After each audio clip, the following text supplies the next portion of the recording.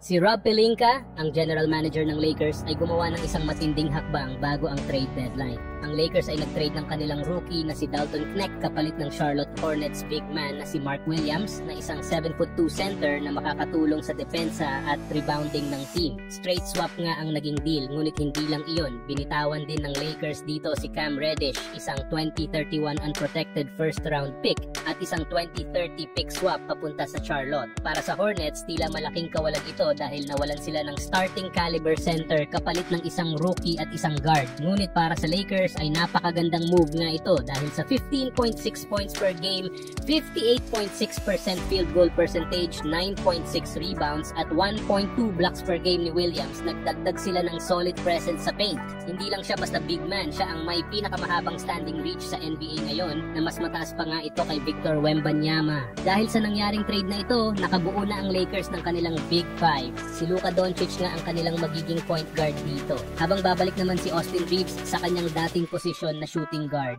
Si Rui Hachimura naman ang magiging small forward, habang si LeBron ay malilipat sa power forward. At ang kanilang magiging starting center ay ang bago nilang player na si Mark Williams. Sa wakas, nakagawa na ang Lakers ng magandang starting five ngayon at malaki ang chance na magbago ang kanilang standing depende sa ipapakita na performance ng kanilang bagong starting five. At ngayon na nakahanap na sila ng tamang pyesa sa kanilang roster para palakasin ang kanilang championship hopes. Mas tumindi nga ang laban ngayon sa Western Conference at mukhang handang-handa na ang Lakers para sa playoffs.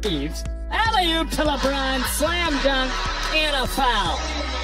Samantala, kanina nga ay opisyal nang sumama si Luka Doncic sa practice ng Los Angeles Lakers. Kitang-kita ang saya sa kanyang muka habang nakikipag-bonding sa kanyang mga bagong teammates. Masaya siyang nakihalubilo at agad na nagpakitang gilas sa ensayo ng koponan. Sa isang viral clip na kumakalat ngayon sa internet, makikita ang isang friendly shooting contest kung saan kasama niya sina LeBron James at Austin Reeves. Sa isa pang clip, makikita naman si Luka na nagpapabilib sa kanyang bagong team matapos niyang ipasok ang isang logo shot.